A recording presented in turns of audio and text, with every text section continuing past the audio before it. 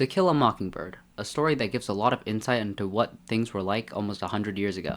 Welcome to Jurassic Park.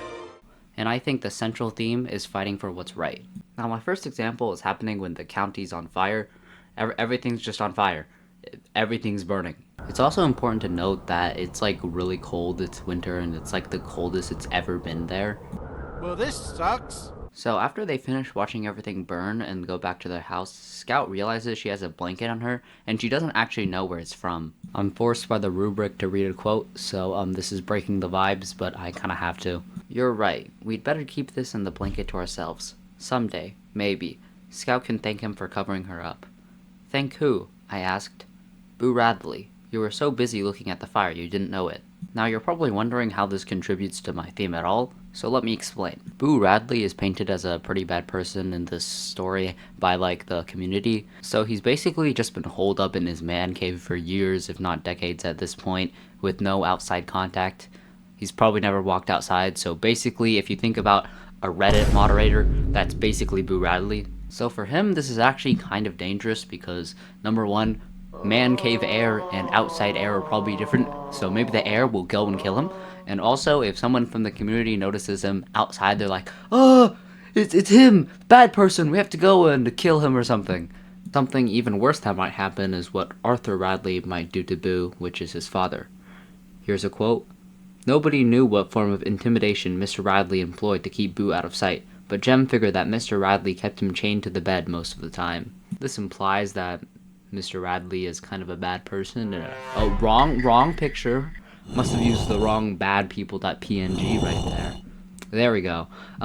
So basically my point is, if Boo got caught by Mr. Radley, it would be probably worse than the community finding out, because Mr. Radley would probably do some pretty bad things. So while going outside and helping Scout probably wasn't the best idea for Boo himself, he still went outside and did it anyway. We'll come back to Boo Radley later, but now it's time to talk about Atticus. While she's at school, some random white boy tells Scout that Atticus is defending black people, so Scout goes and asks Atticus what is happening. Well, because I could never ask you to mind me again, Scout. Simply by the nature of the work. Every lawyer gets at least one case in his lifetime that affects him personally. This one's mine, I guess. You might hear some ugly talk about it at school, but do one thing for me if you will. You just hold your head high and keep those fists down, no matter what anybody says to you. Don't you let 'em get your goat. Try fighting with your head for a change.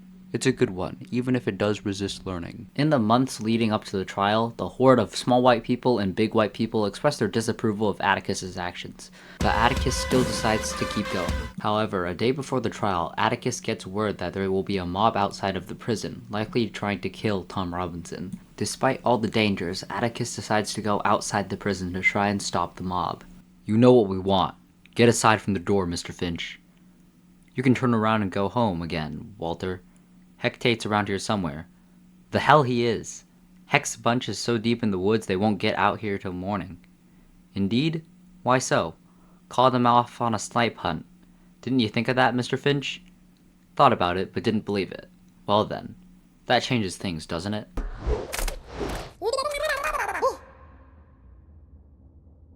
Come on then, you want to go? You want some argy-bargy?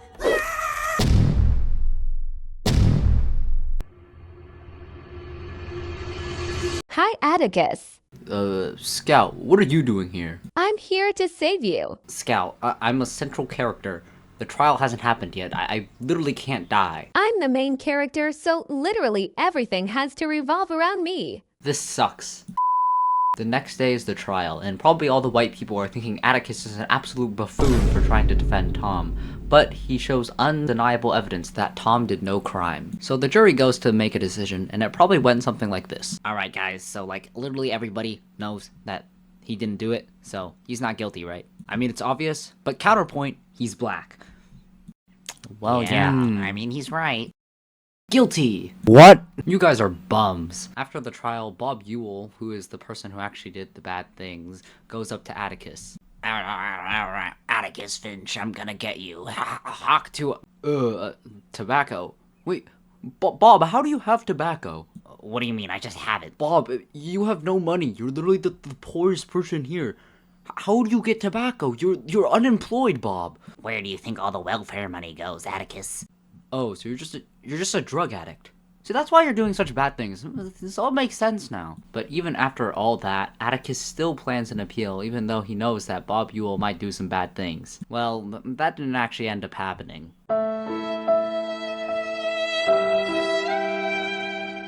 Fast forward to a few months after the trial, and Bob Ewell has been doing some interesting things like continuing being unemployed, not having money, probably still being a drug addict, not some good things.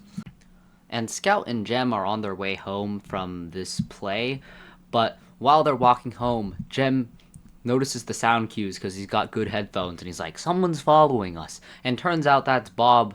That's Bob. He's come to kill them because he don't like him, and he don't like Atticus, so he's like, I'm gonna go kill his children because I'm too weak to kill Atticus, even though he's an unk. So Bob hurts Jem badly, and he's probably about to go and kill him or kill Scout, but then someone, a familiar face comes around and saves the day. It's Boo Radley, by the way. Enemy spotted. Target acquired. Gear up. We aren't going on a windy walk here. Go, go, go!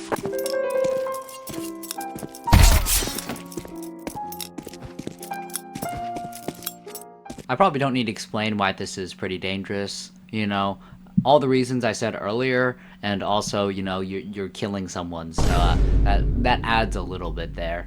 And now my final kind of reason, which is Heck Tate. We haven't talked about him because he's not a very important character until now.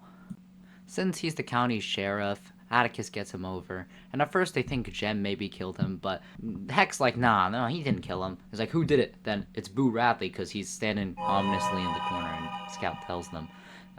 Anyways, here's a quote. Mr. Finch, Mr. Tate was still planted to the floorboards. Bob Ewell fell on his knife. I can prove it. Heck, both of you know that you can't prove anything. You have no CCTV footage, it's 1933, how do you expect to prove anything? And, I'm pretty sure fingerprints are a thing. So heck, you can't do anything. Atticus is like, well, the people should know what happened, they deserve to know, but Heck goes and says this long quote that I have to read. I never heard tell that it's against the law for a citizen to do his utmost to prevent a crime from being committed, which is exactly what he did, but maybe you'll say it's my duty to tell the town about it and not hush it up. Know what happened then? All the ladies in Macomb County, including my wife, be knocking on his door, bringing angel food cakes. To my way of thinking, Mr. Finch, taking the one man who's done you and this town a great service and dragging him with his shy ways into the limelight, to me, that it's a sin. It's a sin and I'm not about to have it on my head. If it was any other man, it'd be different, but not this man, Mr. Finch. This contributes to my theme because this is something that Heck himself thinks is the morally correct thing to do, while many others may not think so, especially Atticus, who is listening to him right there. But he still decides, I'm gonna do it my way. I'm gonna read one more quote. It's 9:17 p.m. on Wednesday, so you can kind of tell how rushed this was. But anyways, Boo was our neighbor. He gave us 2 soap dolls, a broken watch and chain, a pair of good luck pennies, and our lives. So this kind of shows that Boo, gave them a lot of things. And again, he had to go out of his way. He had to go outside into the dangerous air and give them the stuff, which is, something pretty good. Yeah, that's it. I need to go to sleep now.